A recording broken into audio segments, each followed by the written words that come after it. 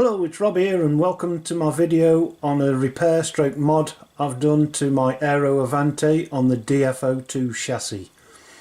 The chassis that you can see there with everything on it is currently my second one, because the first one broke, and it broke at the front lower wishbone mount. It just came off. But the problem with that is that mount is part of the chassis as well as part of the front diff, and I ended up ordering a new one, which is the one you can see there, and when I came to swap everything over, I also noticed that the other side was cracked on the front, and at least one of the mounts positions on the back was also cracked. So I got this second chassis and ran it for a bit, and then noticed that something didn't seem right. So again I took it apart and found that yet again the mount points had cracked at the front.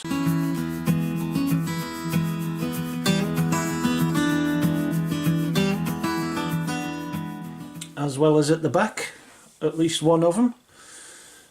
So I thought, I need to do something about this. This has got to be a Tamiya design issue, and it's just going to keep breaking. So I took it all apart, started to have a mess around, and I came up with the following. If I pan down here, you can see there's a nice brand new chassis, which I did actually order again because I wasn't sure if I'd be able to fix it.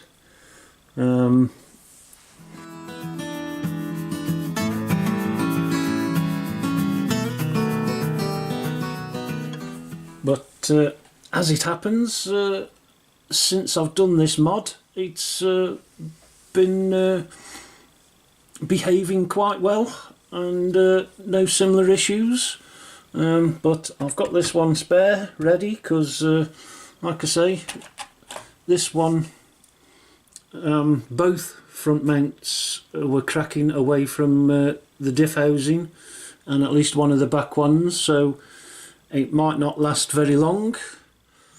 And like I say, I'd already ordered this, so this is what I did. If we come down to the front here and zoom in a bit for you, what I did was I ended up making a couple of plates, one for either side, out of 1mm thick aluminium. I think I would have preferred to use steel, but this is all I had at the time. And on the front, as you can see, because it gets a bit more of a bashing, what I've ended up doing is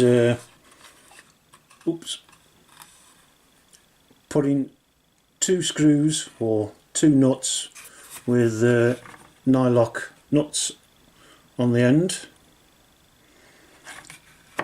through the actual housing itself, and then the two bigger screws are, I think, M3 countersunk screws that I've screwed into, well, tried to screw into the actual mount, but if we turn the little beast over, you can see that I've ended up filling the recesses with epoxy, because I think this is one of the design issues with it, is that it's only really mounted in 3 places at the bottom here and 2 places at the top, one either side, here and here. If it had been me, I'd have moulded all of that as plastic, but that's just me. So because of that, when I drilled these holes here, as you can see, which was the only way I could figure out how to drill a hole into the diff housing itself, I had to drill all the way through the actual mount point itself, and upon doing that I then discovered when I turned it over that you could see the drill holes through there. So I figured that there wouldn't be that much plastic for the screw to bite into.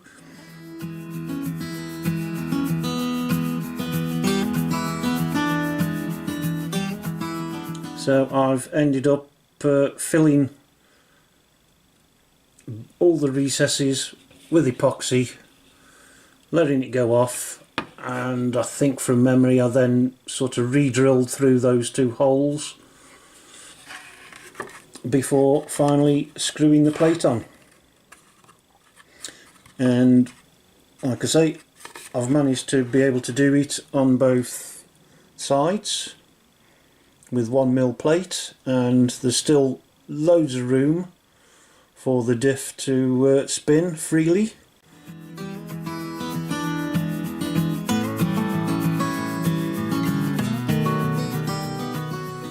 And then on the back,